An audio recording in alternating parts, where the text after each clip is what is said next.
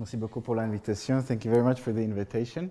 So everything that I'm going to talk about today is a joint work with Thomas Nicolaus and Victor Saunier. Both of them are here. And the starting point for my talk is the trace map, which was already mentioned in previous talks, between the algebraic K-theory of a ring spectrum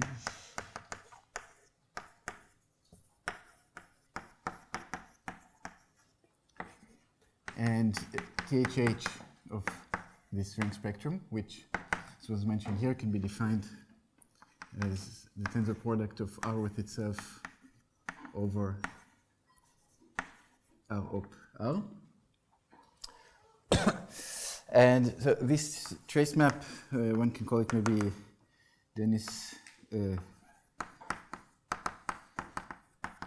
Hochschild trace map. So the originally constructed for algebraic K-theory of ordinary rings. So Dennis constructed it as just as a map from each algebraic K group to each of the Hochschild homology group, and then later Hochschild defined it on the level of a map of spectra between algebraic K-theory as a spectrum and THH as a spectrum. And the construction is a by-hand construction, which is a bit involved. And this construction can pass a bit from a by-hand construction to a more conceptual construction when one passes from algebraic K-theory of ring spectra to algebraic K-theory of stable infinity categories. So if instead of a ring spectrum here, we're going to replace it with C, a stable infinity category,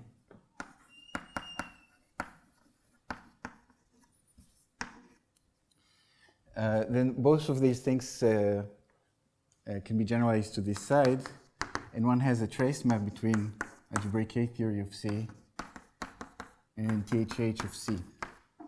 Now, algebraic K-theory of a stable infinity category, this notion was constructed in the work of several authors, among which Barwick, which is here, Rognes, and the paper of Blumer, Gepner, and Teboade, which I will talk about in a second. I will not give the definition here. But the main point that makes the construction of this map simpler is that in the setting of stable infinity categories, algebraic K-theory comes with a universal property that is a type that is a left mapping property, so it makes it easy to construct maps out of it. Now, what is on the other side? What is THH of a stable infinity category? So I'm going to give you a definition which is, there are several definitions in the literature. I'm going to give you a definition that is none of them. So first, one can define some unstable version of THH.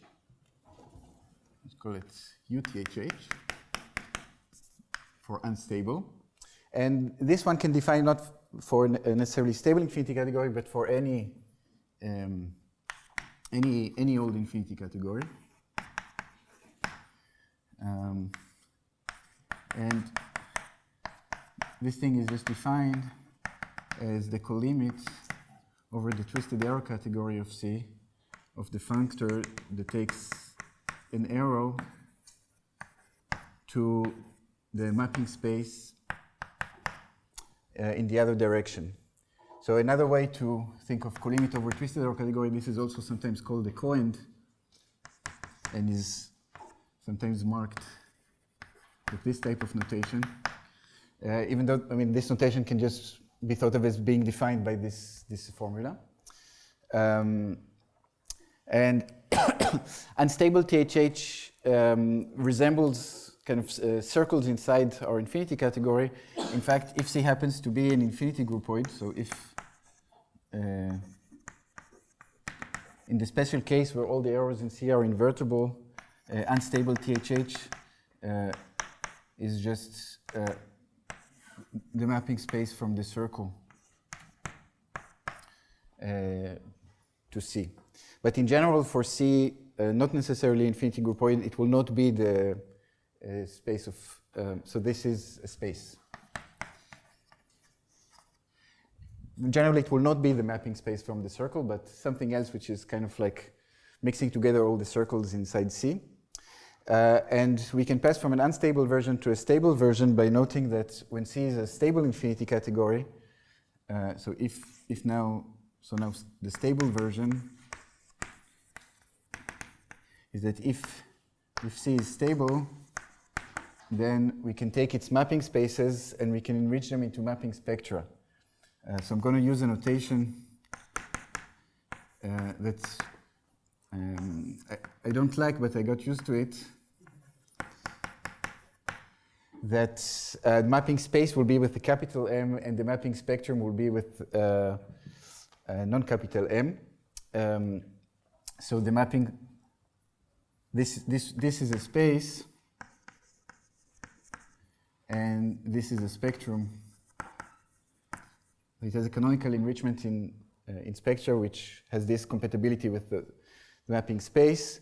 And in this case, we can just make this definition stable by, instead of co-ending the functor to spaces map, we will co-end the functor to spectra little map. So this is a definition.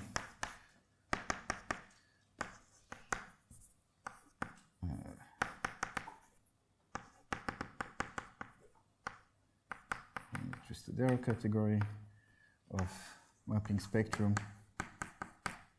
from Y to X. And if C is a stable infinity category, we can define both.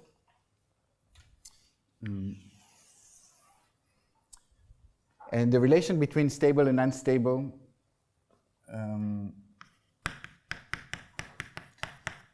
THH of C is that there is a natural map from the unstable THH to the loop infinity of the stable THH, which we can also write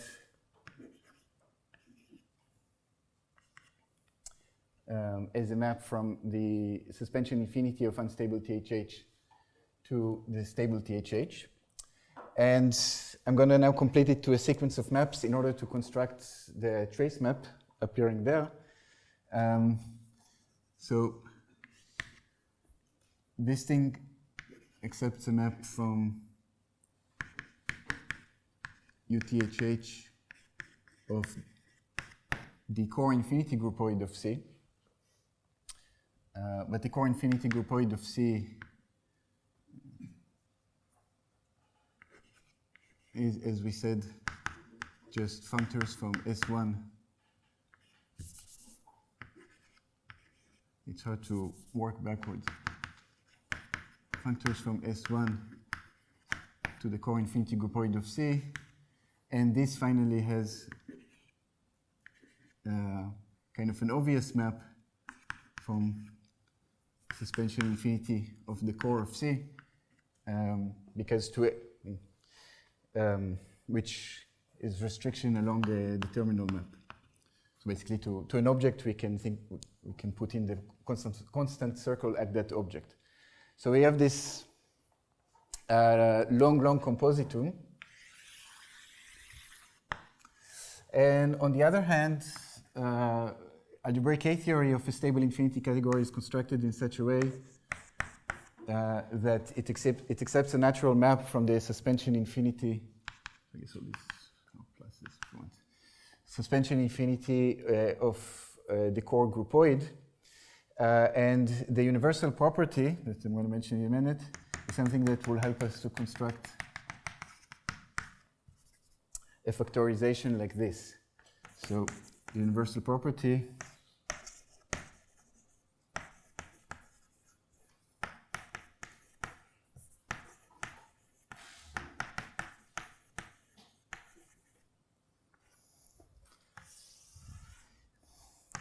that algebraic A theory is initial, is maybe the initial additive functor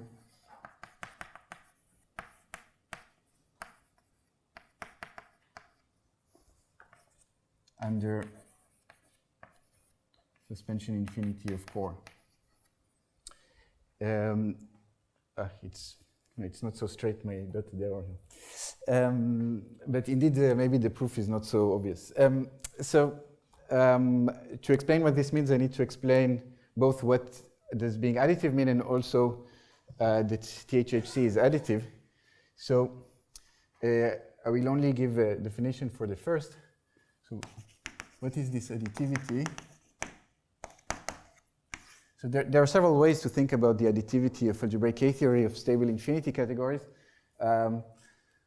My personal preference how to think about additivity is the fact that algebraic K-theory sends orthogonal decompositions of stable infinity categories to direct sums. So what are orthogonal decompositions?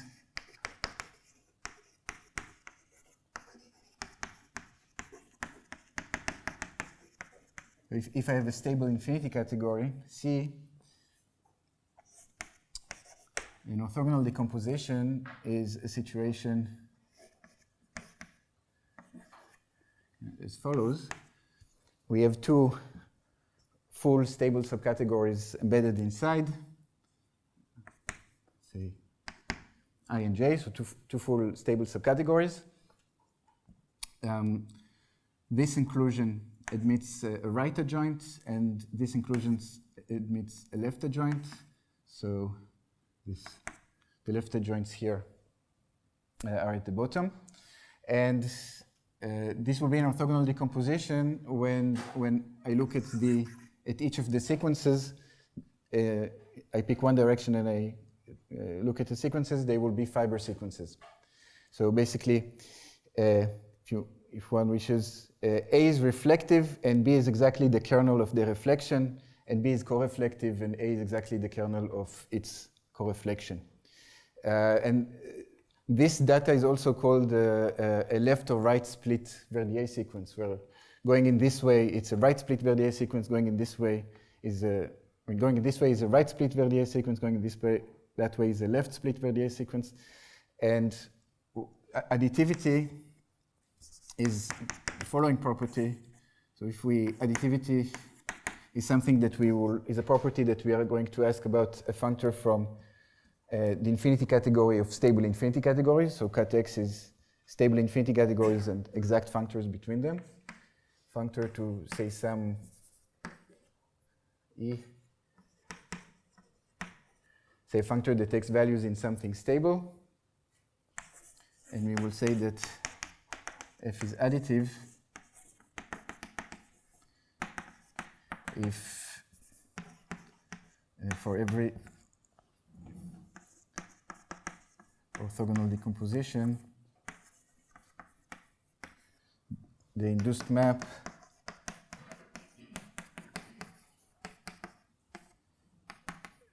is an equivalence.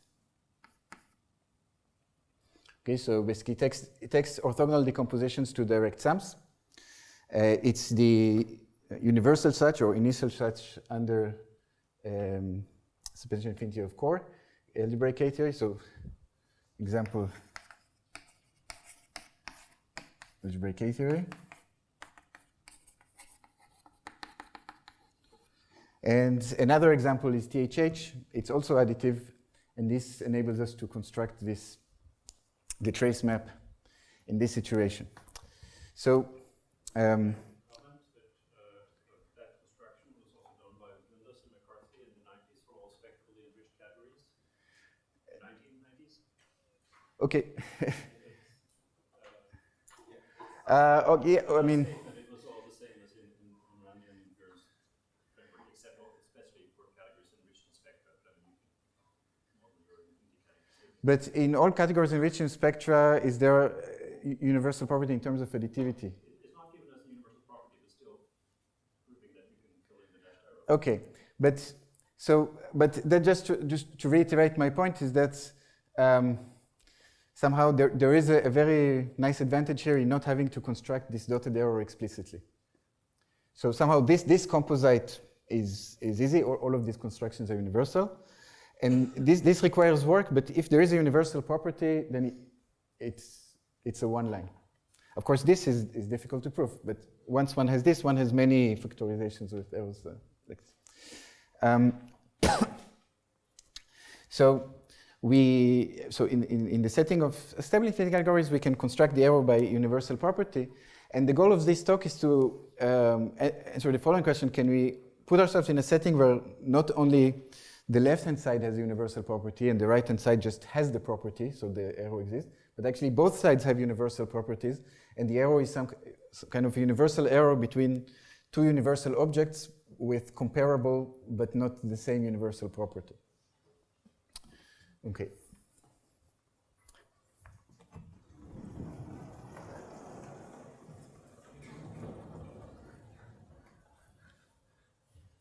So, what? I can't push them up? Ah, okay. Okay. So, in order to get universal property, we will extend the setting wait.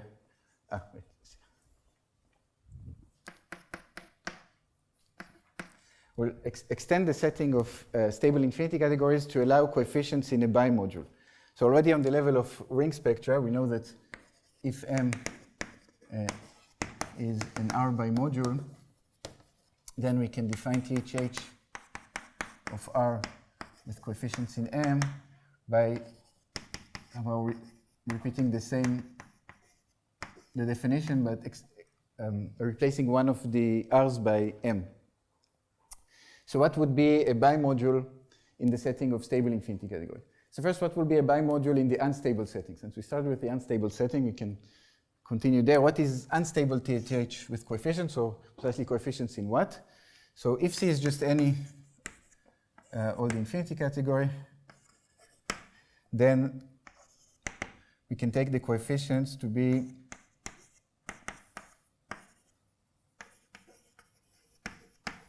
so I will call a bimodule in this situation. Maybe the name bimodule is not that appropriate, but the thing that will act as a bimodule for in the unstable setting will just be a functor in two entries, which takes values in spaces and is contravariant in the left entry and covariant in the right entry. And this will be the thing that this definition naturally extends to. So unstable THH would be defined the same way, but putting M here. This is the coend of M. And one, of course, so like here,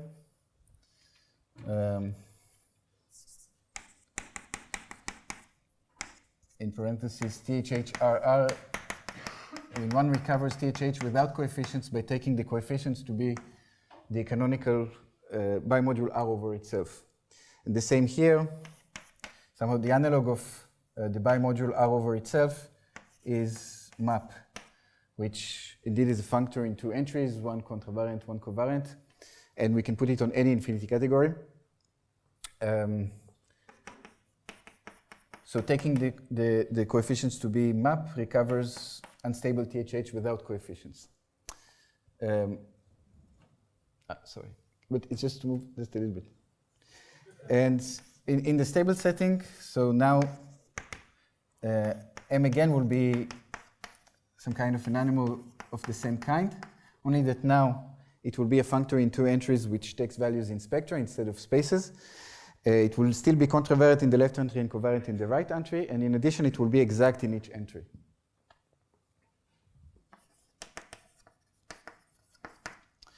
And again, stable THH will just be defined exactly the same.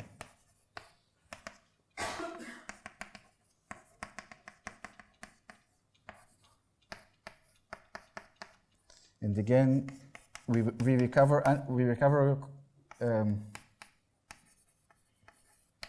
stable THH without coefficients by putting the coefficients, by taking the coefficients to be map, but mapping spectrum. So this is again a canonical bimodule that we can put on any stable infinity category.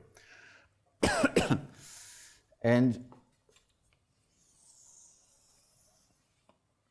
okay, so this will be our setting, but so we need to organize these guys to an infinity category. First here, since we worked a lot with these pairs of C and the bimodule, we needed a name for these things. And we played around with some names, and in the end, we started using laced infinity category. So I will stick to that for now.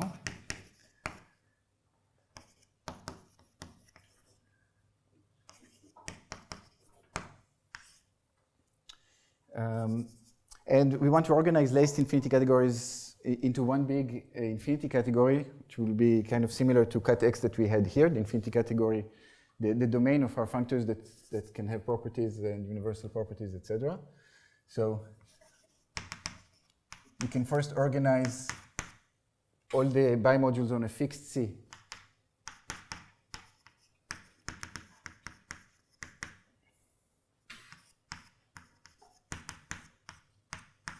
Into an infinity category. This is the same as exact functors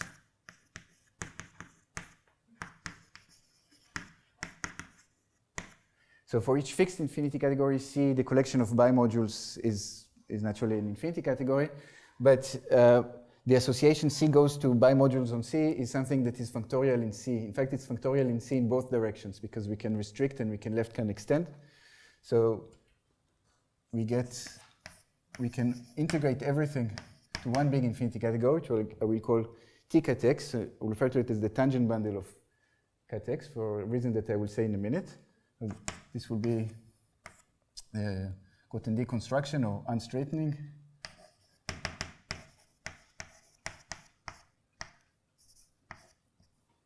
of this functor. And these fibers over cut X, here it's the forgetful functor. And this is a Cartesian and co-Cartesian fibration. Is this an end or a coend? Is this a? An end or a coend? No, here it's not an end, it's a Gaussian deconstruction. Really? So, yeah. So, on the coends, perhaps your index wants to be on the top. So for end it's in the bottom and for coend it's in the top? That sounds reasonably firm. Okay. So we will now think of THH as a functor on the tangent bundle of cut X. And we would like also to think of algebraic A theory. We would like to also promote it to this setting. So remember here that each time we recovered the original one by putting the bimodule map. So clearly, the functor that sends C to C map is an important functor.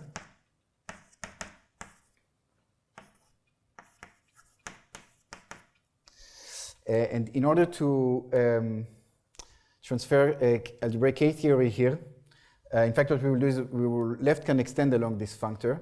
But there is a simple way to realize it because this functor admits a right adjoint, which I will write lace. The right adjoint is the functor that sends to a laced infinity category, the infinity category of laced objects in it. So what is this animal?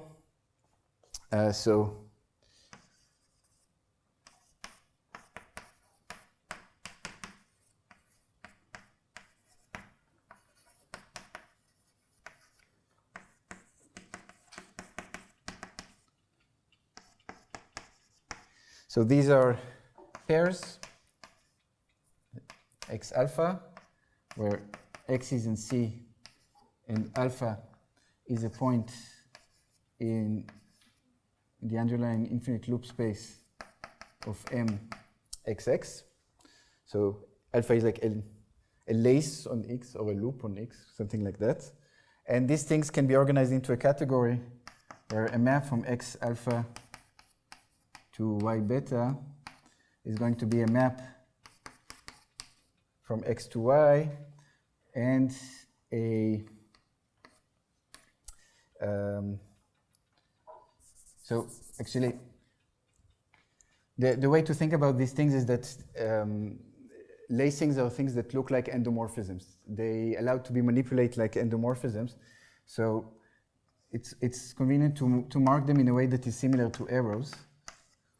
So alpha is like an arrow from X to itself, only that it's not an arrow, it's a point in M. But maps behave like maps of arrows. So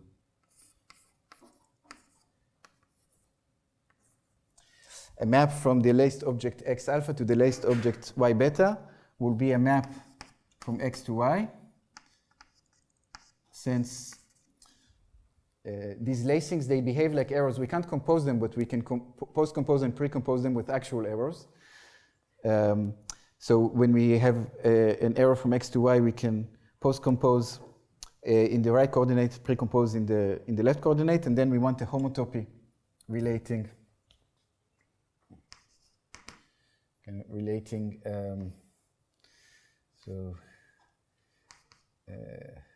yeah. Well, so what this, I will not write it, but it's what this describes. So we can restrict beta here, we can post-compose alpha to get here, and then we want a homotopy that relates the two.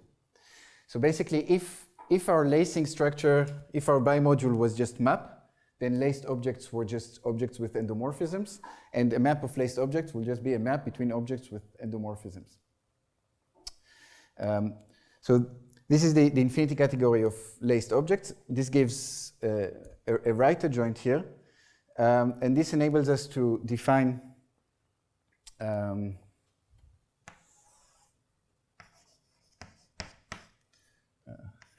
laced K-theory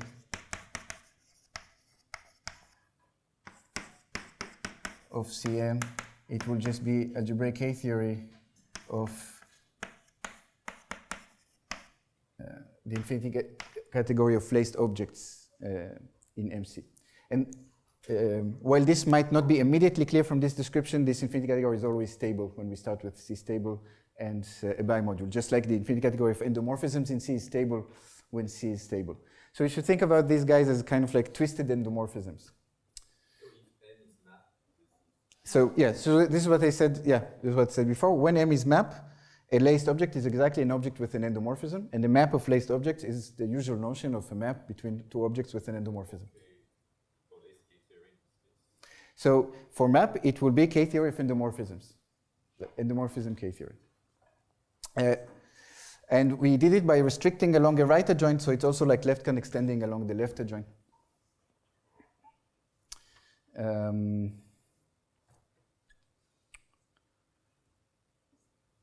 Yeah. Okay. So we have extended THH and algebraic K-theory to the setting of the tangent bundle. So let me now say just 2 words of why I keep calling it the tangent bundle before continuing to discuss the universal properties. So this one I can lift by hand, or it's also with the... Okay. So why I keep calling it the tangent bundle? So in fact, bimode of C is not just any old structure that we can put on a stable infinity category. So there's many situations where we take stable infinity categories with some extra structures. This is a very special one because, in fact, it's the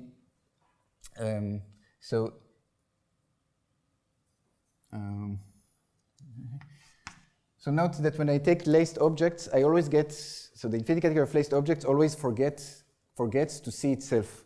So I can think of laced as something that will send this to cat X over C, because laced objects always forget to see itself.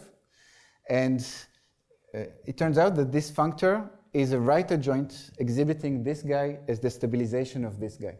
So what do I mean by this? Basically, there is... So, this is actually equivalent to the stabilization with this being the loop infinity functor. So bimodule is a very special structure. It's kind of a canonical structure that we can put. And when we, so the stabilization of slices is something Lurie calls the tangent category. to cut x at c. So here we are in a philosophy where we are saying an infinity category is like a manifold, is something nonlinear. Stable infinity categories are something linear. This is the stabilization near an object. This is the tangent. And when we integrate all of the tangents, what we get is the tangent bundle. So it's a very non-arbitrary structure that we put here on C. And we extended our algebraic K-theory and THH to this larger world. And now I want to describe universal properties for both laced K-theory and THH of laced infinity category. So first, for laced K-theory, it will be easier because it's the same type of a universal property. It will be by additivity. So the question is how to extend what is like laced additivity. Additivity on the tangent bundle. And here there are kind of several variants that one can choose. So we played around with it until we found one that seems to work. So the point of view of orthogonal decomposition seems to be the one that is most easy to conceptual to generalize. So what would be an orthogonal decomposition of C, which is now equipped with a bimodule? It will be an orthogonal decomposition of the underlying category C.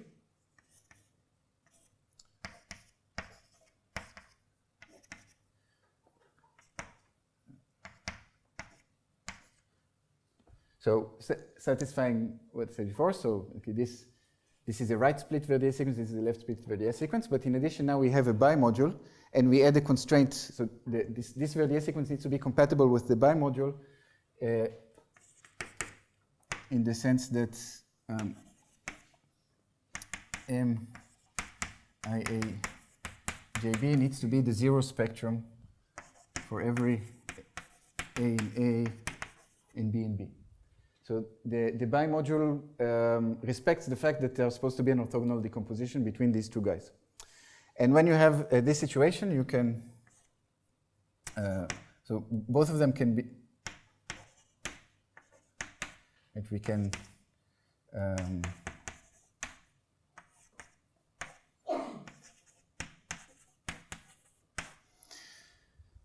restrict the bimodule to both A and to B, and these inclusions become morphisms of laced infinity categories. In fact, the adjoints also become morphisms of laced infinity categories, but we'll not need them to write the definition.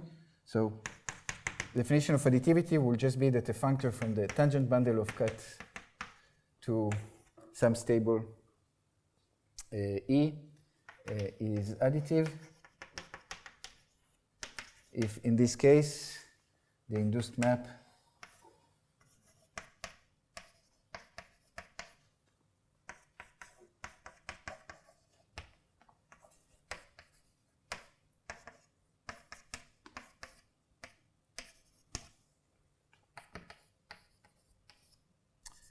is an equivalence. And with that definition, okay.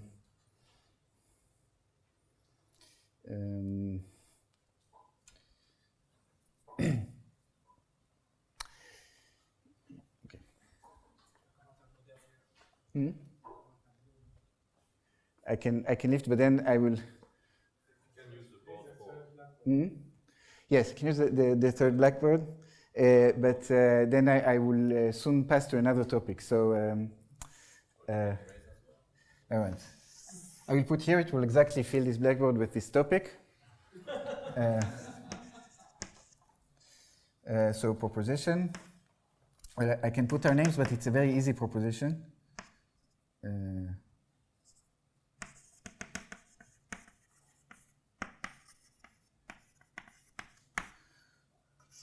And it's that, so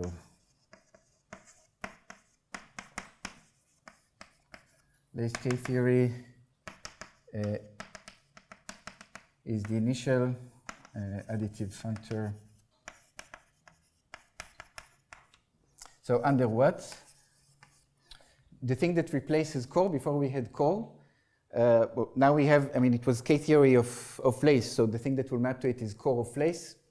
So it will be, I will write it like this, but I just mean core of lace, and core of lace is long. And this looks like a cool theorem because it's a universal property, but actually it's just a super easy theorem because it's a completely formal consequence of the fact that we had here an adjunction this way. So it follows pretty easily. In fact, the things that need to be checked is that, or the thing that this definition had to be rigged to provide for this proposition to be true is that a map will send orthogonal decompositions to orthogonal decompositions, and lace will send orthogonal decompositions to orthogonal decompositions. And once this definition was rigged to do this, this is just a formal consequence. Okay, so now I can switch to the next board.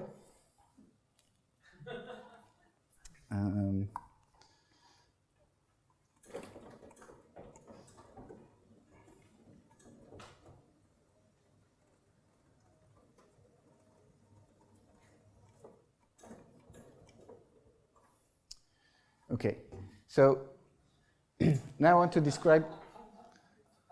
Sorry, it's still, I moved it. Okay, I'm not even to touch it. Okay.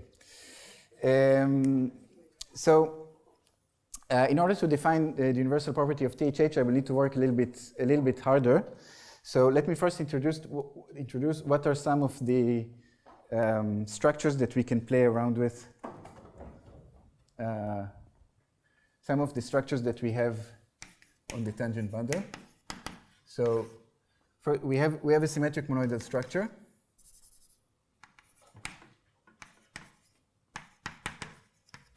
Just like in cut X, just looks like this. We can tensor the stable infinity categories, and then we can take kind of external product of the bimodules. There is kind of an obvious way to, if we have a bimodule on C, bimodule D, put a bimodule on C tensor D. Basically the same as one would do with rings. And same like in cut X, this symmetric monoidal structure is closed. So it means that we have associated internal mapping objects. So we write like this.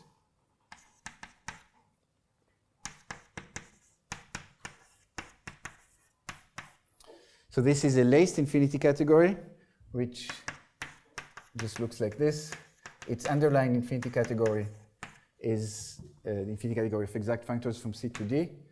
And its bimodule is the bimodule that can be called NAT MN. And basically what it does, NAT, or maybe NAT with little n to emphasize that it's a spectrum, basically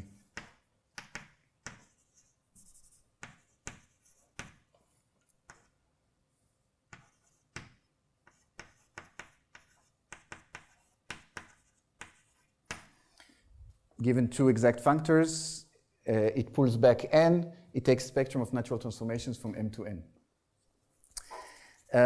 The unit of this symmetric monoidal structure is, so unit is the laced infinity category, which is finite spectra, SPF here, finite spectra with the bimodule map.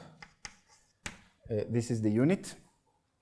So in particular, the mapping space from Cm to Dn is the same as the mapping space from the unit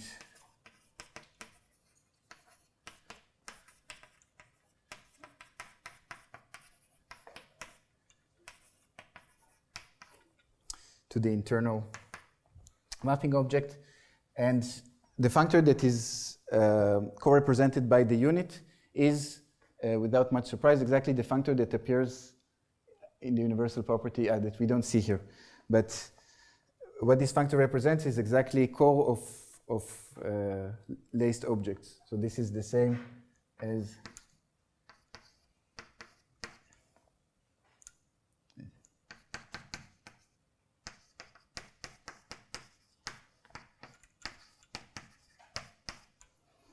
Okay, so these are some basic structures which behave very, very similarly to the way that cat X behaves. So far it's really very similar. The next piece of structure that I will need is the fact that the unstable story and the stable story interact. There is a forgetful functor from this tangent bundle to the integral over not necessarily stable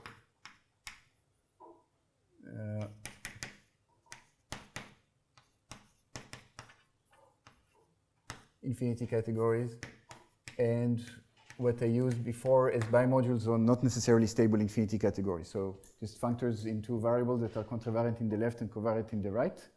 So we can call this cat B. I will not call it T cat because it's not the tangent bundle of cat.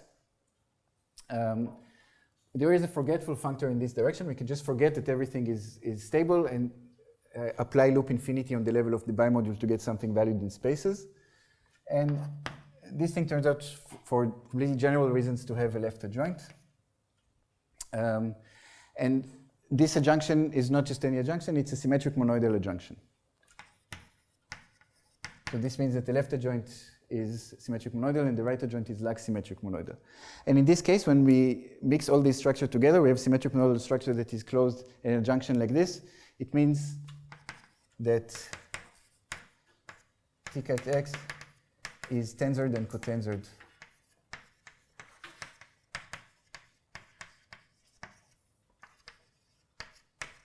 over cat B. So we can take Cm and we can we can tensor it with something like a In, and we can also take it to the power, where I here is to indicate that it's not stable, it's just some infinity category. And the type of, a very familiar type of infinity categories are the simplices in delta.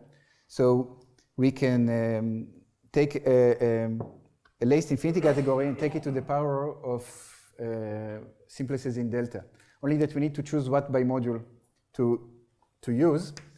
And there are kind of two natural choices for a non-stable infinity category. We can put map, that's an obvious choice, but we can also put the constant bimodule, which has the value point everywhere.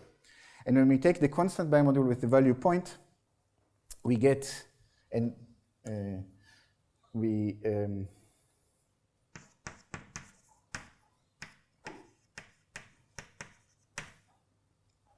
do this cotensoring, we get something interesting, which is, it will be a laced infinity category whose underlying stable infinity category are chains in C, and the bimodule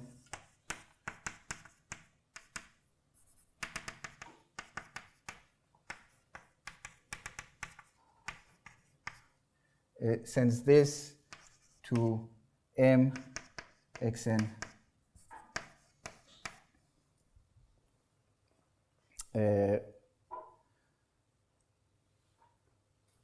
y0. And this means that if we take now laced objects in this, what would be laced objects? So an object here, so a chain with a point in the bimodule to itself, it means that we have a chain, and in the end we have a twisted map going back from xn to x0. So the laced objects in this guy are going to look like this, where in the end we have a non-honest arrow, an arrow that it takes values in the bimodule. And this construction allows us to define the bar construction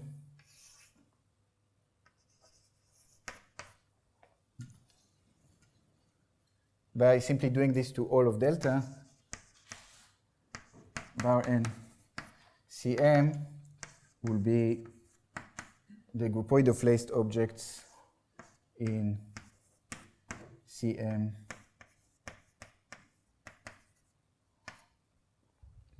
for each n, and this gives us a simplicial object we will call the bar construction of a laced infinity category. And basically at the nth step we have the infinity groupoid of chains like this in C, where in the end we have a point in the bimodule that goes the way back. And okay, now I will have to erase.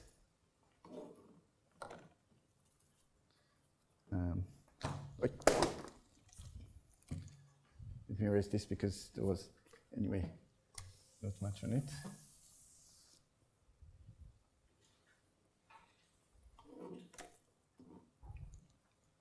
We get kind of a familiar object, the bar construction. And so the first thing I want to observe is that we can use this bar construction to define unstable THH in a different way. So can I write directly on this? No. Well, okay.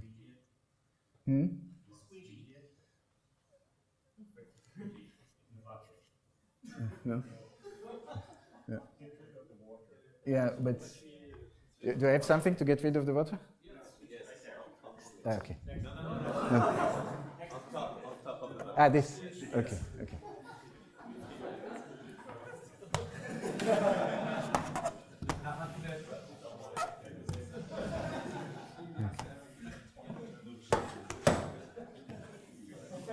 Okay. On va y arriver. Okay. It's not supposed to go in the water. Don't worry. It's well in there. It will dry. It's okay. How long is the break until the next one? And observation, basically, is that unstable THH of CM is naturally equivalent to the geometric realization of this bar construction. So this is another more familiar way to define a THH with the bar construction. And this is maybe not immediately clear why the geometric realization of the bar construction gives something which was originally defined as coend or colimit on the twisted error category. And the way to, basically the proof of this observation is to do an edgewise subdivision on this simplicial object. And once you do an edgewise subdivision on this simplicial object, it just becomes the simplicial object that computes the homotopy colimit in question. Okay. So I could have also defined it like this, but I would have needed much more notation in order to do this definition.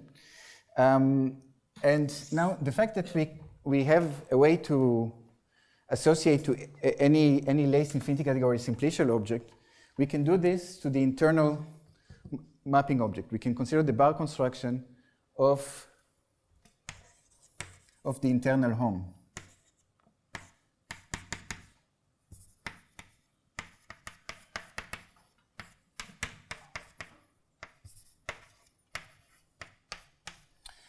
And the fact that we can associate a simplicial space to the internal home, so actually what happens here is that indeed there is an enrichment of laced infinity categories over simplicial spaces. This simplicial space is not not a Siegel space, it's not a complete Siegel space. I think it's a two-Siegel space, but in any case, it's enrichment in simplicial spaces a priori. But it does mean that we now have kind of a new invited notion of kind of a simplicial homotopy between two functors, because I mean this simplicial space, its zeroth space is the usual mapping spaces, and then suddenly we have some x1. So you can say, this is kind of an extra homotopy that we can consider between two functors. You can call it a bar homotopy. So this gives a notion of bar homotopy.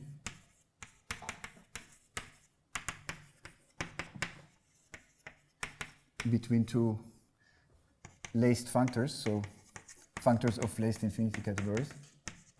And once we have a notion of a homotopy, as we know from algebraic topology, then we have a notion of equivalence. So this gives a notion of equivalence.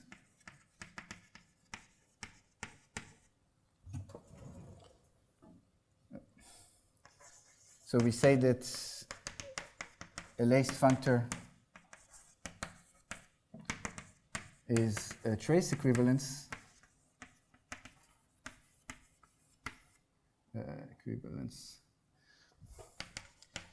if it admits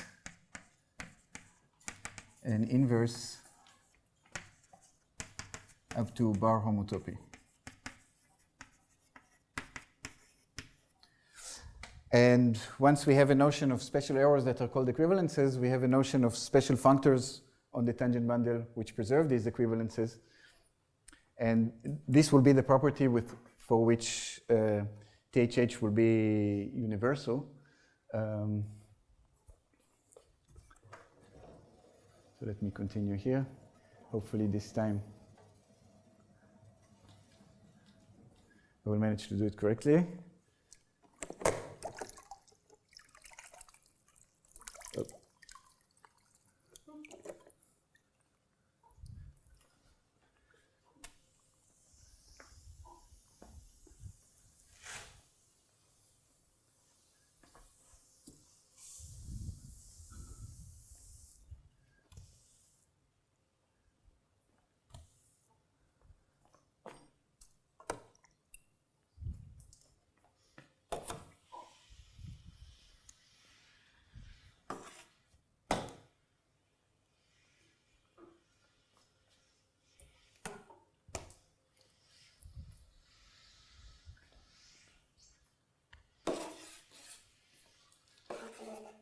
Okay.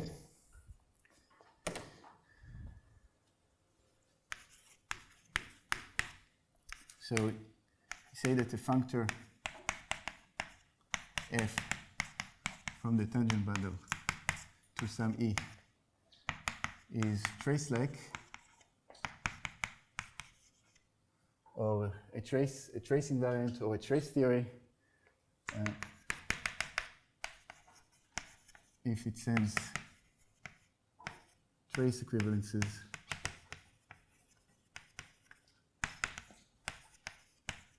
to equivalences. And in fact, even though trace equivalences there are many, to check that something sends trace equivalences to equivalences, it's actually enough to check the prototypical ones.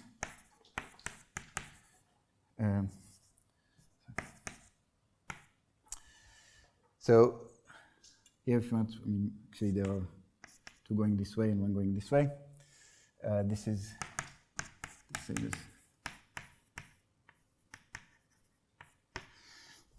as the functors appearing in the beginning of the bar construction before taking laced objects.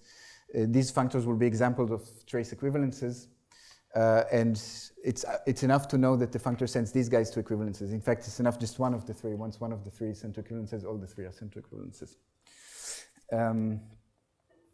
Okay, and now, so the theorem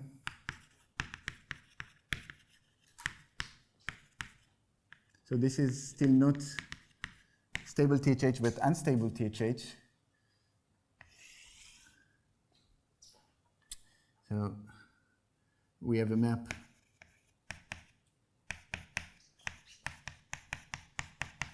from, this is the functor core represented by the unit to unstable THH. It exhibits unstable THH as the initial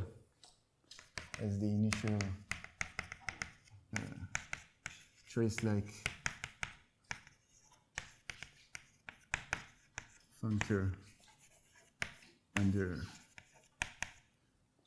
the lace groupoid. But what about, so this is unstable THH, it's a little bit less interesting. How to pass from unstable THH to stable THH? Well, by stabilization. So THH will not be the universal trace-like, it will be the universal trace-like which has an additional property, which we'll call stability, and that is the property of being exact in the bimodule direction. So if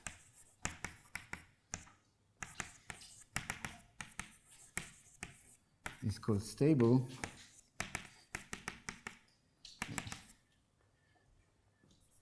if well, it is exact in the bimodule direction. Basically, when you're restricted to bimod C inside.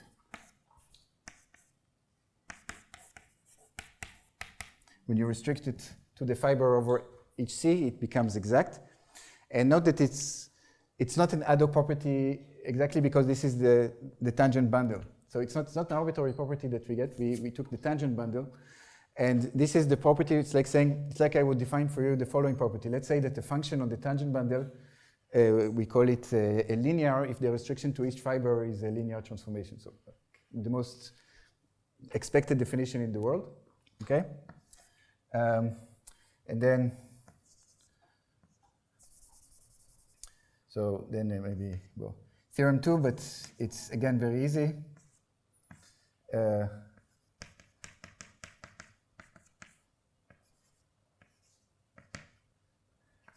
natural transformation from the suspension infinity of unstable THH to THH exhibits its targets as the initial stable functor under UTHH, and hence when you combine these two things, you get that THH is the universal stable trace-like functor. Well, I just changed the word initial to universal because it sounds cooler. So where am I on the time? Okay, so this will be the end. Just a few words to conclude. The next part is obviously to now, so there is universal property for laced K-theory, there's universal property for THH, but what is the relation between the two? And here comes a property that I will write on the board without proof. It's very surprising. So get ready for this.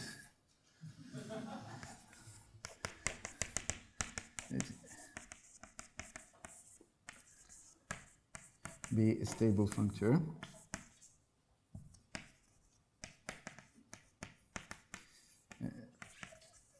Then the following are equivalent. And F is trace-like, and 2, F is additive.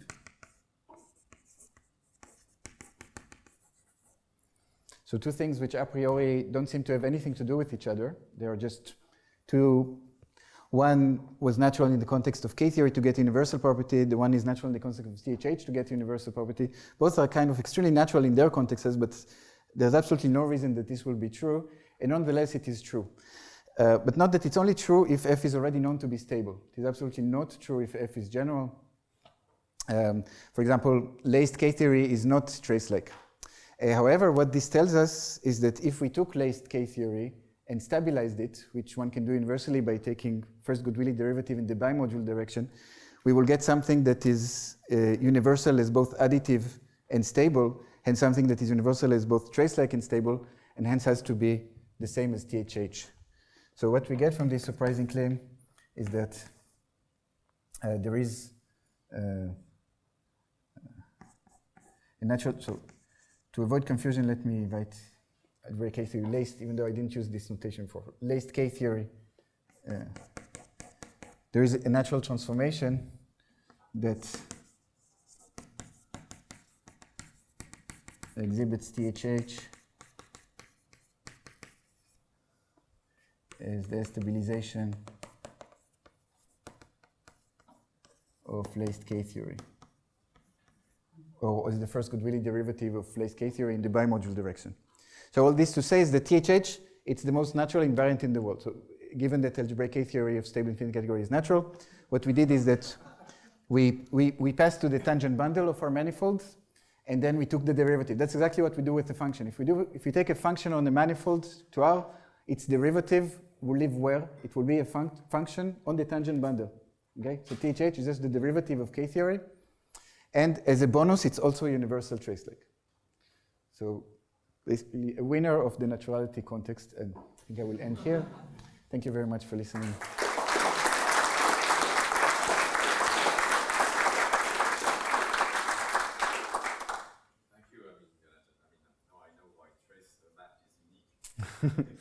Yes. Questions?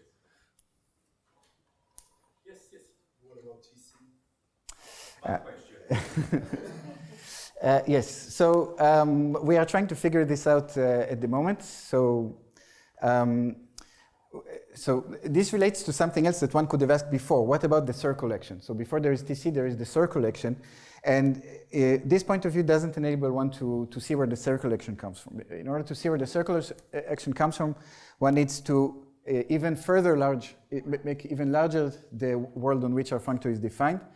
So to say, okay, the tangent bundle is just one fiber in a much bigger fibration, where we include not only stable infinity categories and bimodules, but we also allow sequences of stable infinity categories with bimodules relating them.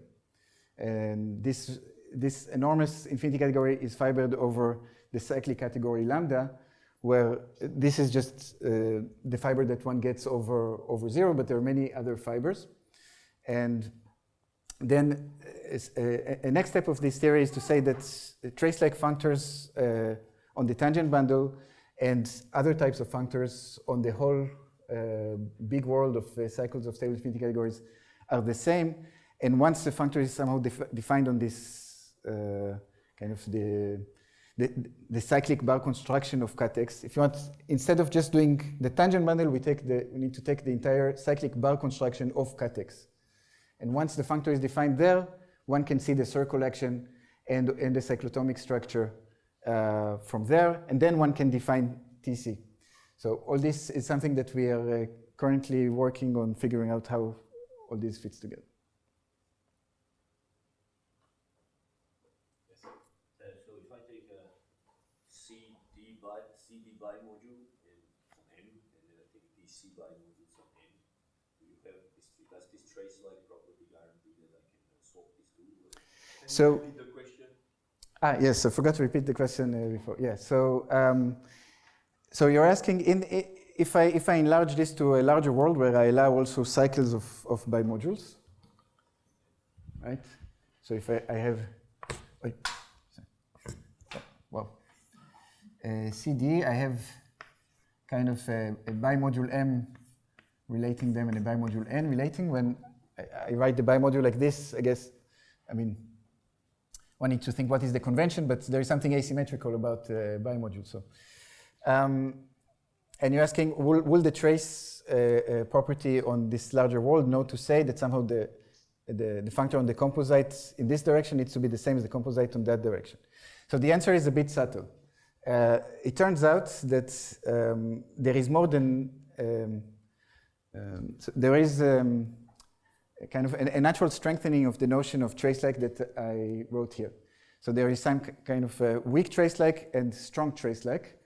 And until some point, I thought that strong trace-like should be called trace-like and it's a natural one, and this should be called weak. But now I think that this should be called trace-like and the other one should be called strong, because of that this works out better for the weak one. And for doing these conversions, changing of directions for arbitrary bimodules, you would need the strong one. What the weak one will enable you still is that if you have an adjunction,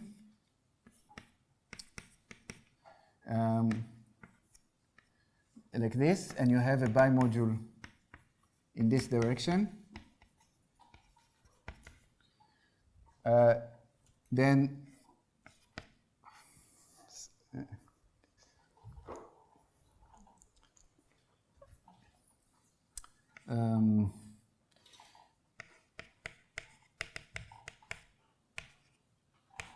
you can compare these two things.